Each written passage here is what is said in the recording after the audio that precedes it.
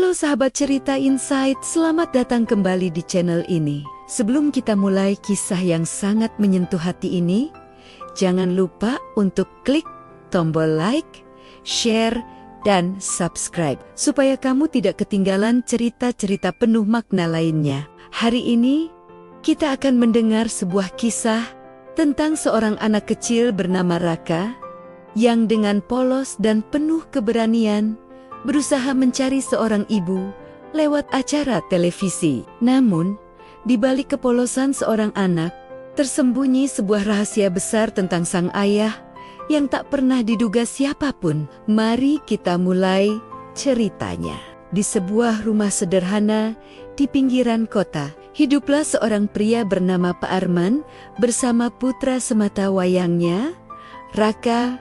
Rumah itu kecil. Cat dindingnya mulai mengelupas, gentengnya bocor di sana-sini, dan halaman depan hanya berupa tanah kosong dengan beberapa pot bunga yang nyaris kering. Dari luar, keluarga ini terlihat hidup pas-pasan, bahkan sering dianggap miskin oleh tetangga sekitar. Namun di balik kesederhanaan itu, ada ikatan yang begitu kuat antara seorang ayah dan anaknya. Setiap pagi, Pak Arman selalu membangunkan Raka dengan lembut. "Bangun nak, sudah waktunya sekolah," ucapnya sambil mengusap kepala Raka. Raka membuka mata perlahan. Bocah berusia 7 tahun itu punya wajah manis mata berbinar dan senyum polos yang bisa meluluhkan hati siapapun yang melihatnya. Meski hidup sederhana, ia adalah anak yang penuh semangat dan rasa ingin tahu. Hari-hari mereka berjalan hampir sama. Sarapan sederhana berupa nasi goreng sisa semalam. Berangkat sekolah dengan sepeda tua yang dikayuh sang ayah.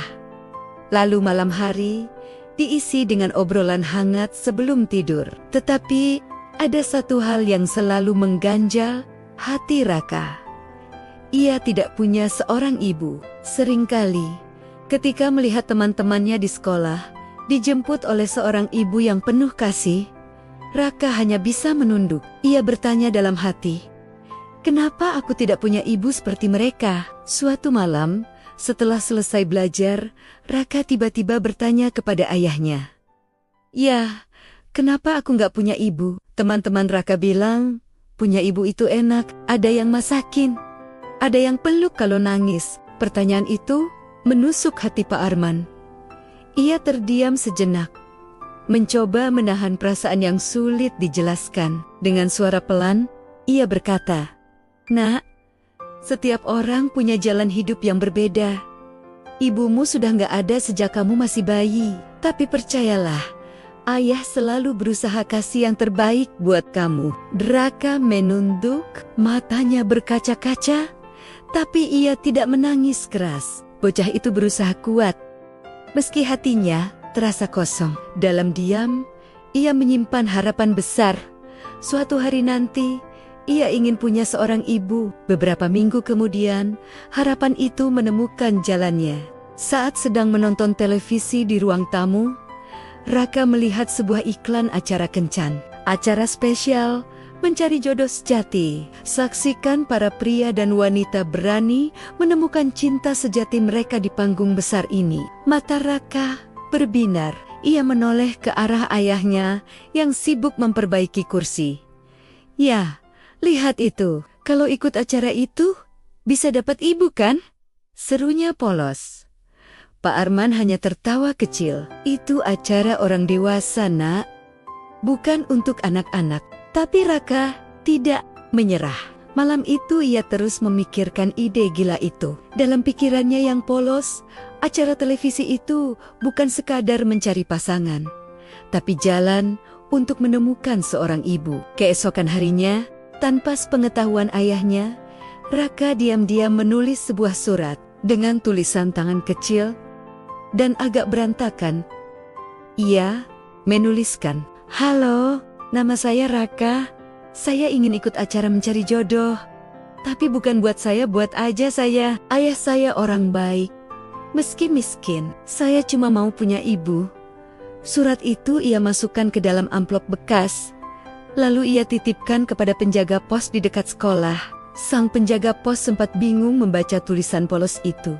Tapi karena merasa iba, ia benar-benar mengirimkannya ke alamat stasiun TV yang tertera di brosur acara tersebut. Hari-hari berlalu, Raka terus menunggu dengan penuh harapan. Ia bahkan berdoa setiap malam.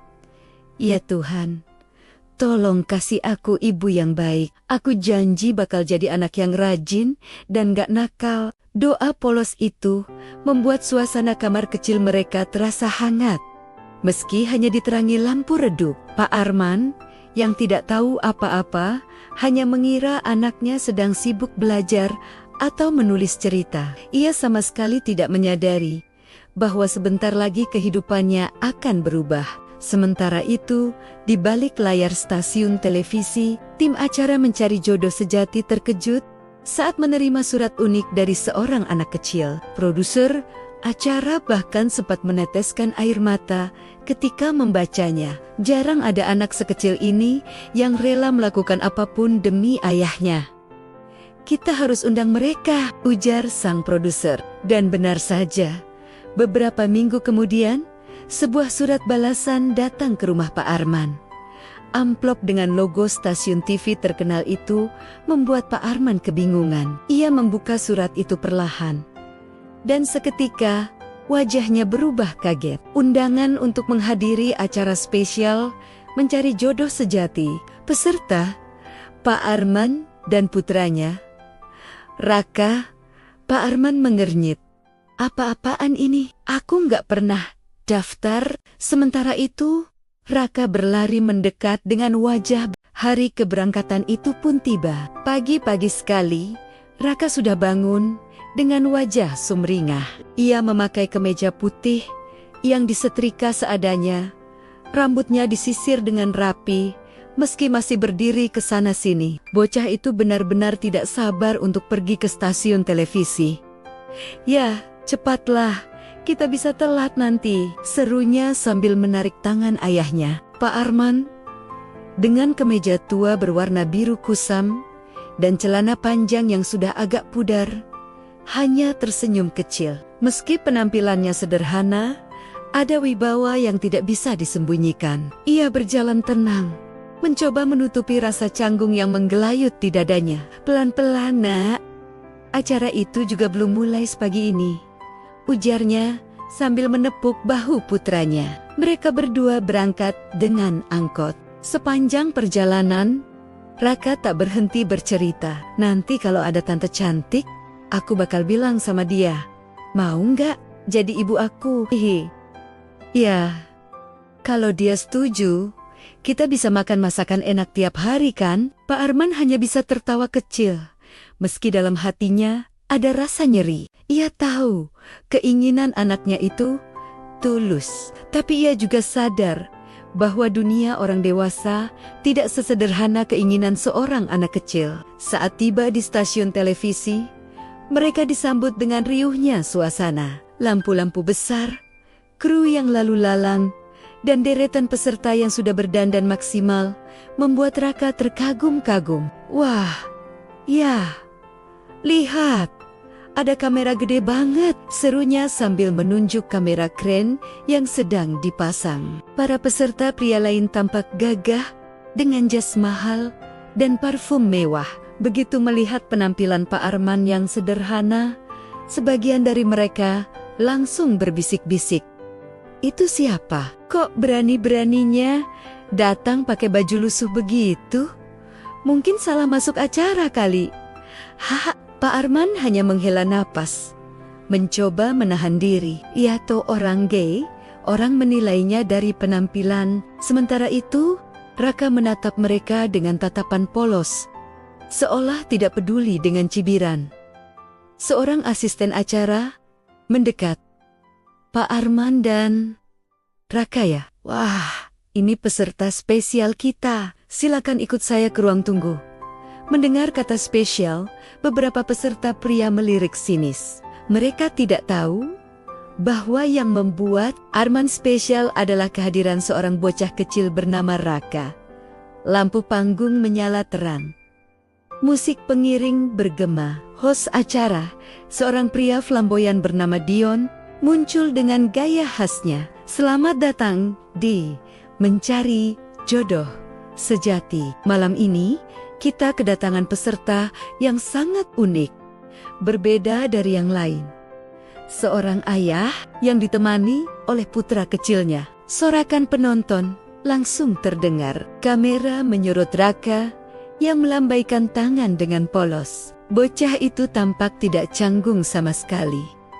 Malah justru menikmati sorotan kamera. "Siapa namamu, nak?" tanya host sambil berjongkok agar sejajar dengan Raka. "Nama saya Raka.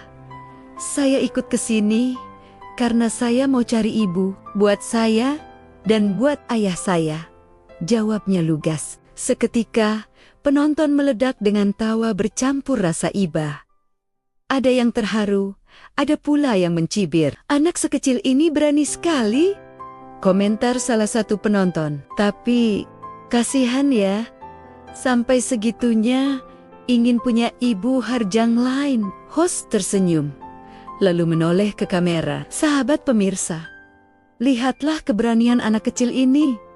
Bukankah kita semua bisa belajar darinya?" Kini giliran ayahnya yang diperkenalkan. Dan inilah ayah dari Raka. "Silakan perkenalkan diri, Pak." Pak Arman berdiri, sedikit kaku. "Nama saya Arman. Saya hanya seorang ayah biasa yang berusaha membesarkan anak saya sebaik mungkin." Kalimat sederhana itu membuat beberapa penonton tersenyum simpati. Namun di barisan belakang, terdengar juga bisik-bisik sinis. "Cuma kerja serabutan kan? Mana ada wanita mau sama dia?" Cibiran itu terdengar jelas, tapi Arman tetap tenang. Ia sudah terbiasa diremehkan. Yang terpenting baginya malam itu hanyalah kebahagiaan putranya. Acara pun berlanjut dengan sesi tanya-jawab. Host memberi kesempatan pada Raka untuk bicara. "Kalau kamu punya ibu baru, kamu mau apa yang pertama kali dilakukan, Raka?" Bocah itu berpikir sejenak, lalu menjawab dengan polos, "Aku mau dipeluk sebelum tidur. Aku juga mau dibangunin sama ibu setiap pagi. Soalnya aku cuma lihat teman-teman di sekolah yang kayak gitu." Hening. Seluruh studio mendadak sunyi. Kata-kata polos itu menusuk hati banyak orang, termasuk kru yang sedang mengatur kamera. Beberapa penonton terlihat menyeka air mata. Host pun berkata, "Raka, kamu benar-benar anak yang luar biasa. Semoga malam ini doa kamu terkabul." Sorakan penonton kembali menggema. Kali ini bukan tawa sinis, melainkan tepuk tangan haru. Pak Arman menunduk, matanya berkaca-kaca. Ia tidak menyangka anaknya akan bicara sejujur itu di depan banyak orang. Sambil menatap Raka di panggung, Pak Arman tak bisa menahan pikirannya melayang ke masa lalu. Ia teringat hari-hari ketika istrinya, Ibu Raka, masih hidup. Betapa indahnya kebersamaan itu, meski singkat, namun takdir berkata lain. Istrinya meninggal saat melahirkan Raka. Sejak itu, Arman bersumpah akan membesarkan anaknya seorang diri. Ia rela meninggalkan gemerlap kehidupannya yang sebenarnya jauh berbeda dari apa yang terlihat sekarang. Ia memilih kesederhanaan agar Raka bisa tumbuh tanpa menjadi incaran orang-orang jahat yang hanya mengincar harta. Namun, malam itu, di atas panggung megah, Arman merasa takdir mulai bergerak kembali. Kehadiran Raka di acara, sorotan lampu studio kembali berputar, kali ini menuju barisan wanita yang duduk rapi di kursi merah. Mereka adalah para peserta yang datang untuk mencari pasangan dalam acara ini. Masing-masing tampil menawan dengan gaun elegan dan riasan cantik. Salah satunya adalah seorang wanita berusia awal 30-an bernama Ratna. Ia mengenakan gaun biru sederhana, tidak semewah peserta lain. Namun tatapannya lembut dan penuh ketulusan. Sejak pertama kali melihat Raka naik ke panggung, hatinya langsung bergetar. "Anak itu mirip sekali dengan almarhum putraku," gumam Ratna dalam hati. Beberapa tahun lalu, Ratna kehilangan anak semata wayangnya akibat penyakit yang tak bisa disembuhkan. Luka itu masih ada hingga kini. Ia bahkan ragu untuk ikut acara televisi ini. Namun dorongan sahabatnya membuat ia memberanikan diri. Ia tidak pernah menyangka akan bertemu seorang bocah yang membuat hatinya kembali merasakan kasih sayang seorang ibu. Host acara, Dion, kembali bersuara lantang. Baiklah, sekarang kita beri kesempatan kepada para peserta wanita untuk bertanya langsung kepada Pak Arman dan Raka. Siapa yang ingin maju terlebih dahulu? Beberapa wanita tampak ragu. Sebagian lain tersenyum sinis. Namun, tiba-tiba Ratna berdiri. Dengan langkah anggun, ia berjalan ke tengah panggung. Tepat di hadapan Raka. Sorotan kamera langsung menyorot wajahnya. Penonton menahan napas. Ratna menunduk sedikit, menatap mata Raka yang berbinar. Halo, namamu Raka ya? Tante boleh bertanya sesuatu? Raka mengangguk polos. Boleh tante? Silakan. Ratna menarik napas, lalu bertanya lembut. Kenapa kamu ingin sekali punya ibu? Raka menunduk sebentar, lalu menjawab dengan suara lirih tapi jelas. Soalnya aku sering iri sama teman-teman di sekolah. Mereka bisa dibangunin sama ibunya, bisa dibekelin makanan enak, bisa dipeluk kalau lagi sedih. Aku cuma punya ayah baik banget. Tapi aku pengen ada ibu juga, biar lengkap. Studio hening sejenak. Suara Raka begitu jujur hingga menusuk hati semua orang. Ratna merasakan air matanya menetes tanpa bisa ditahan. Ia buru-buru menyekanya. Tapi kamera sudah menangkap momen itu. Raka, ucapnya lirih. Kamu anak yang sangat baik. Ratna kemudian berjongkok agar sejajar dengan Raka. Tangannya terulur, menyentuh pundak kecil bocah itu. Kalau nanti kamu punya ibu baru, apa yang paling ingin kamu lakukan bersamanya? Raka tersenyum kecil. Aku pengen jalan bareng, terus pengen dipeluk sebelum tidur.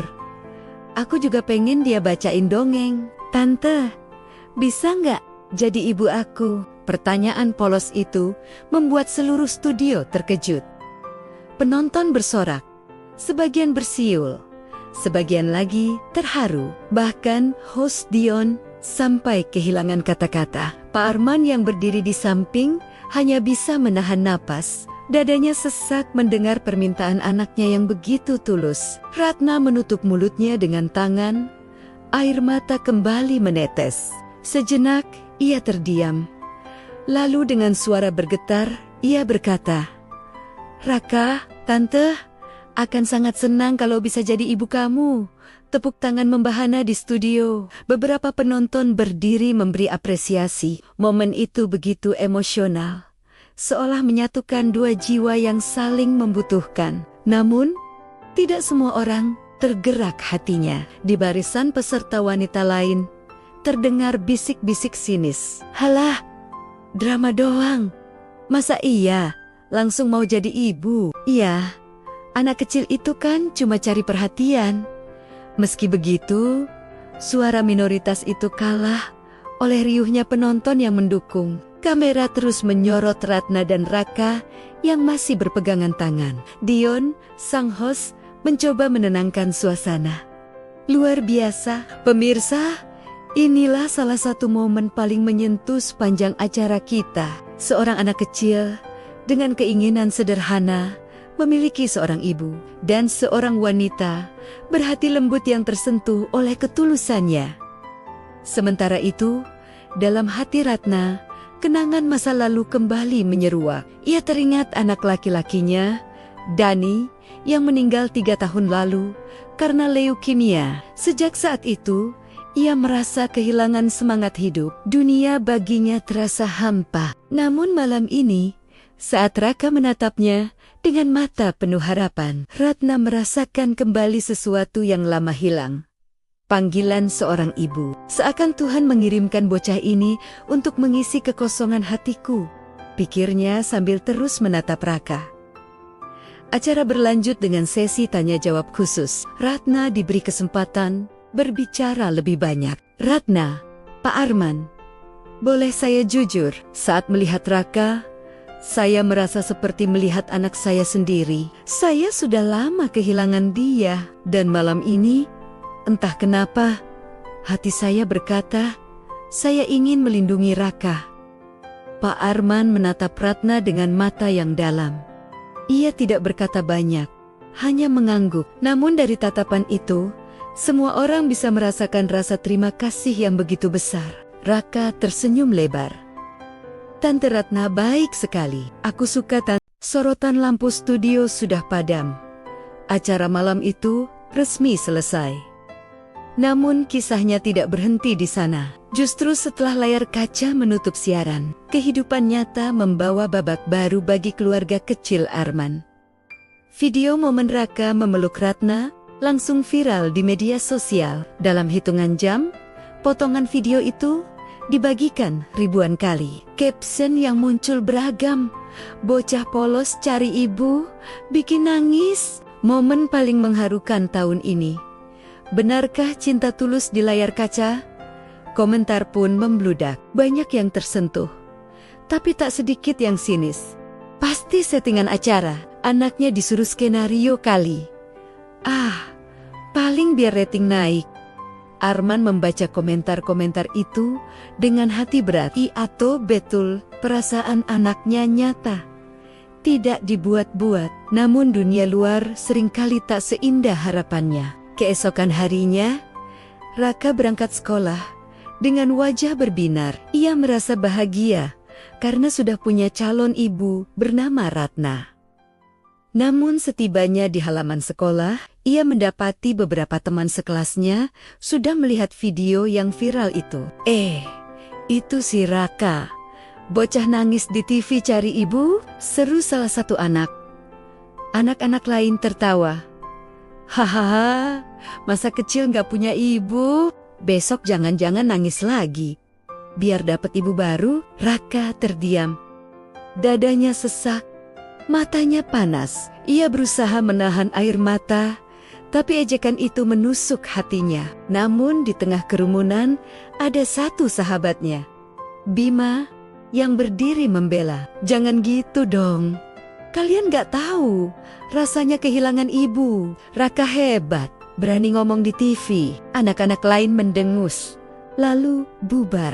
Raka menunduk dan berbisik, "Makasih Bim." Hari itu, meski hatinya terluka, Raka tetap tersenyum kecil. Ia tahu masih ada orang yang peduli. Tak hanya di sekolah, gosip juga merebak di lingkungan rumah Arman.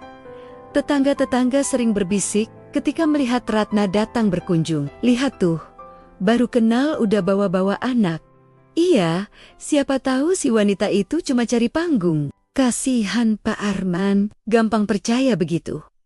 Ucapan-ucapan itu sampai ke telinga Ratna. Ia berusaha tegar, tapi dalam hati terasa perih. Suatu malam, saat duduk di teras rumah Arman, ia menghela napas. "Pak, apa saya salah datang ke kehidupan kalian? Orang-orang banyak yang meragukan ketulusan saya." Arman menatapnya dalam-dalam. "Bu Ratna, saya juga sempat ragu. Tapi kalau melihat Raka tersenyum sejak kehadiran ibu, saya tahu ini bukan kebetulan. Biarlah orang mau bicara apa, yang penting hati kita tahu kebenarannya." Ratna menunduk. Matanya berkaca-kaca. Kata-kata Arman membuatnya sedikit lega. Malam itu, Raka mendengar percakapan mereka. Ia keluar dari kamarnya sambil membawa gambar yang baru saja ia buat. "Bu Ratna, lihat deh, aku gambar. Kita bertiga di kertas itu tergambar sosok ayah, ibu, dan anak yang berpegangan tangan. Meski sederhana, gambar itu syarat makna." Ratna tak kuasa menahan tangis. Ia memeluk Raka erat. "Nak, kamu benar-benar hadiah terindah buat tante." Arman pun tersenyum. Dalam hati ia merasa anaknya lebih bijak daripada orang dewasa di sekelilingnya. Meski terlihat tegar, Ratna menyimpan kegelisahan. Malam-malam ia sering merenung di kamarnya sendiri. Apa benar aku pantas masuk ke keluarga ini? Aku bukan malaikat. Aku punya masa lalu. Aku punya luka. Kalau aku gagal lagi, bagaimana nasib Raka? Ia menatap foto mendiang anaknya di meja kecil. Dani, kalau kamu masih ada, pasti kamu juga ingin ibumu bahagia kan? Air matanya mengalir.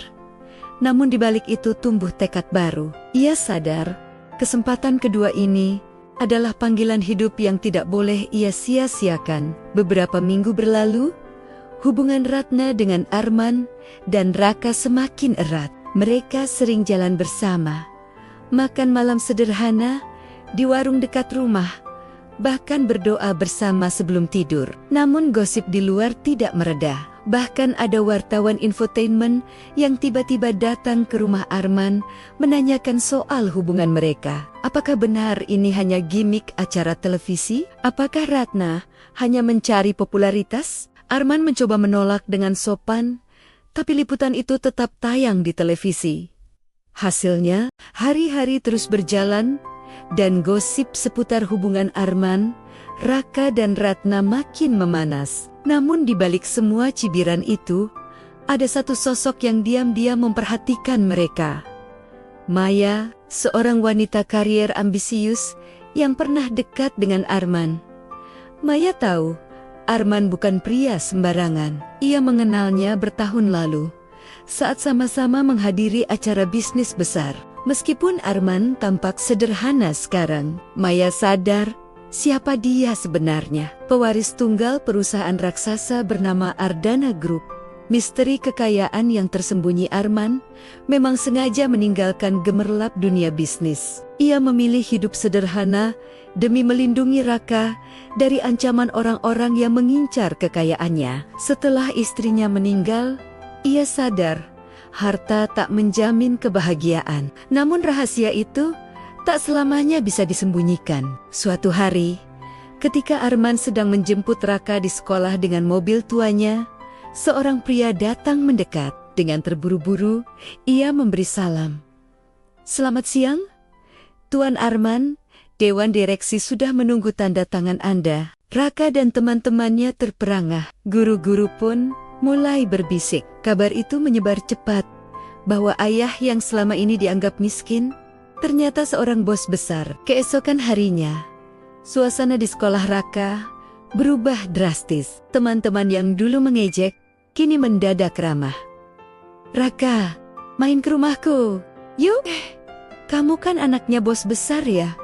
Boleh kenalan lebih dekat enggak?" Raka kebingungan. Ia mengingat pesan ayahnya, jangan sombong, jangan membeda-bedakan teman. Namun di dalam hatinya, ia juga merasa janggal. Mengapa orang baru baik setelah tahu soal harta? Sementara itu, tetangga-tetangga yang dulu mencibir, kini berlomba-lomba menyapa Arman. "Wah, Pak Arman ternyata orang kaya ya. Maaf kalau kemarin salah paham. Kalau butuh bantuan apa saja, kami siapa?" Arman hanya tersenyum tipis. Ia tahu, keramahan mendadak itu tak semuanya tulus. Kabar kekayaan Arman juga sampai ke telinga Maya. Ia melihat ini sebagai peluang emas. Namun, ada satu hal yang mengganggunya. Keberadaan Ratna. Wanita itu tidak pantas mendampingi Arman. "Aku yang lebih layak," gumam Maya di kantornya. Dengan licik, Maya mulai menyebarkan isu Ratna hanya mendekati Arman demi hartanya. Berita itu masuk ke media online gosip, lengkap dengan foto-foto hasil rekayasa. Judul-judul miring bermunculan. Ratna, janda viral yang incar harta bos besar, cinta tulus, atau modus. Kisah Ratna dipertanyakan. Ratna pun jadi bahan gunjingan. Ia merasa malu dan tertekan. Suatu malam, ia menangis di hadapan Arman. "Pak, semua orang menuduh saya perempuan matre. Saya takut Raka ikut jadi bahan hinaan." Arman menggenggam tangannya. "Bu Ratna, saya percaya pada hati ibu. Biar mereka bicara apa saja, saya tahu kebenarannya." Namun Ratna tetap merasa bersalah. Ia sempat berpikir untuk menjauh demi kebaikan Arman dan Raka. Maya yang semakin putus asa, akhirnya melakukan langkah nekat. Ia menyewa orang untuk menakut-nakuti Ratna. Tetapi rencana itu berubah lebih jauh. Raka menjadi sasaran. Suatu sore, saat Raka pulang sekolah, dua pria asing mendekatinya. "Dek, ikut Om aja. Ayahmu sudah nunggu di mobil." Raka merasa ada yang janggal. Ia berusaha menolak. Namun salah satu pria menarik lengannya paksa. Untungnya, Bima, sahabat Raka, melihat kejadian itu dan langsung berteriak, "Guru, ada yang mau culik Raka!" Kepanikan terjadi. Guru-guru berlarian dan para pria itu kabur sebelum tertangkap. Raka selamat meski wajahnya pucat ketakutan. Berita percobaan penculikan itu sampai ke telinga Arman. Wajahnya memerah menahan amarah. Ia sadar, ini bukan lagi sekadar gosip, ini sudah ancaman nyata bagi keluarganya. Beberapa hari kemudian, Arman memutuskan untuk kembali ke dunia bisnis. Ia muncul di sebuah konferensi pers besar, mengenakan setelan jas hitam yang selama ini jarang ia pakai. Para wartawan berdesakan, kamera berkilat-kilat. "Pak Arman, benarkah Anda pemilik Ardana Group? Kenapa Anda menyembunyikan identitas selama ini? Apa benar Ratna hanyalah wanita yang mengincar harta Anda?" Arman menatap mereka dengan sorot mata tajam. "Saya memang pemilik Ardana Group, tapi saya memilih hidup sederhana karena saya ingin melindungi anak saya. Ratna bukan wanita seperti yang kalian tuduhkan. Dia wanita berhati mulia yang tulus mencintai Raka, dan itu lebih berharga daripada semua harta yang saya punya." Ruangan hening sejenak. Kata-kata itu menusuk hati banyak orang. Usai konferensi, Arman akhirnya berhadapan langsung dengan Maya. "Maya, berhentilah. Aku tahu semua fitnah itu darimu." Maya tersenyum miring. "Arman, kau pantas mendapatkan yang lebih baik daripada Ratna. Aku bisa jadi pasangan yang sempurna untukmu. Bersamaku, kau akan makin berkuasa." Arman menggeleng. "Kekuasaan bukan segalanya. Aku butuh seseorang yang mencintai Raka seperti anaknya sendiri. Dan itu bukan kamu."